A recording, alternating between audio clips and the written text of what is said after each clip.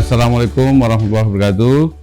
Filsafat menjadi pondasi keilmuan dalam membangun peradaban, karena filsafat melandasi benih-benih kemampuan berpikir logis dan kritis.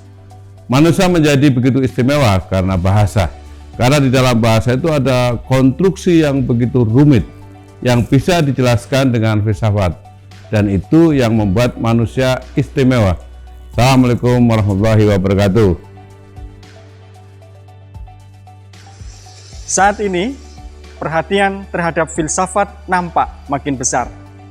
Keberadaan filsafat nampak dalam kehidupan sehari-hari. Filsafat telah melahirkan dan menelurkan berbagai macam perkembangan di dalam ilmu, pengetahuan, teknologi, dan seni. Assalamualaikum warahmatullahi wabarakatuh. Hai, saya Uki Aris Yulianti, mahasiswa S3 Ilmu Pendidikan Bahasa Universitas Negeri Semarang. Pada kesempatan kali ini, saya akan membahas salah satu tokoh filsuf. Siapakah itu?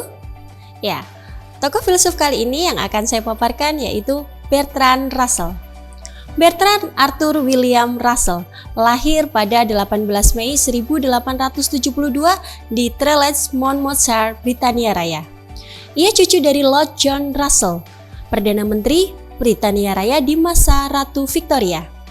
Setelah meninggal ibunya pada tahun 1874 dan ayahnya 1876, Russell dan abangnya diasuh oleh kedua kakek neneknya. Setelah meninggalnya John Russell pada tahun 1878, Russell kecil dibesarkan sepenuhnya oleh neneknya, Lady Russell. Bertrand Russell dididik secara privat di rumahnya sebelum menempuh pendidikan di Trinity College, Universitas Cambridge. Di sana, dia meraih gelar di bidang matematika dan ilmu-ilmu moral. Russell terpilih menjadi anggota Royal Society pada tahun 1908. Karir Russell di Trinity College terhenti pada tahun 1916 karena aktivitas anti perangnya yang menyebabkan dia dihukum dan didenda. Russell dipecat dari Trinity College sebagai buntut hukumannya itu. 2 tahun kemudian, dia kembali dihukum, kali ini di penjara selama 6 bulan. Tetapi, semasa di penjara, Russell menulis buku, Introduction to Mathematical Philosophy. Dia baru kembali ke Trinity pada tahun 1944. Russell dianugerahi Order of Merit pada tahun 1949 dan menerima hadiah Nobel Sastra pada tahun 1950. Pada tahun 1970, Russell meninggal dunia dan seluruh bukunya diwariskan pada Universitas Master Hamilton, Ontario, Kanada. Ya, salah satu teori yang terkenal dari Bertrand Russell adalah logical atomism.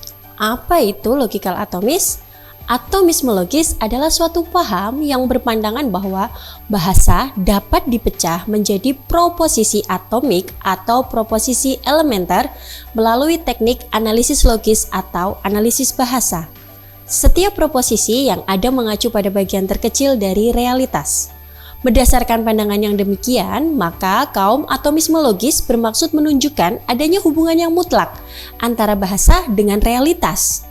Seiring perkembangan pemikiran filsafat di Inggris, pada permulaan abad 20, muncullah suatu pemikiran baru yang disebut sebagai suatu perubahan yang radikal atau sebagai suatu revolusi, yaitu atomisme logis. Perkembangan baru ini membawa perubahan dalam gaya, arah, dan corak pemikiran umat manusia. Adapun pusat munculnya gerakan pemikiran filsafat atomisme logis adalah Cambridge, Inggris yang dirintis oleh Bertrand Russell. Ya, logical atomisme menurut Bertrand Russell, filsafat bertugas memberikan analisis terhadap fakta-fakta. Filsafat harus melukiskan jenis-jenis fakta yang ada. Fakta di sini adalah berupa karakteristik ataupun relasi-relasi yang dimiliki benda-benda.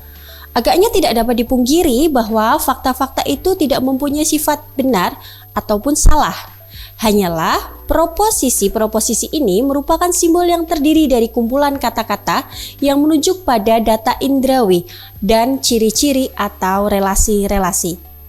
Russell berpendapat bahwa grammar dari bahasa yang biasa digunakan sebenarnya tidak tepat karena dunia terdiri dari fakta-fakta atomis dan hanya bahasa-bahasa yang mengacu pada fakta atomislah yang dapat disebut sebagai bahasa yang benar. Berdasarkan konsep ini, maka Russell berpendapat bahwa salah satu tugas terpenting filsafat adalah menganalisis proposisi-proposisi bahasa untuk menguji kebenaran formalogis dari proposisi tersebut. Ya, menurut Bertrand Russell, proposisi atomik menguak fakta atomis atau fakta yang paling sederhana dalam kalimat. Sebagai contoh, inilah putih dan itulah hitam. Kalimat ini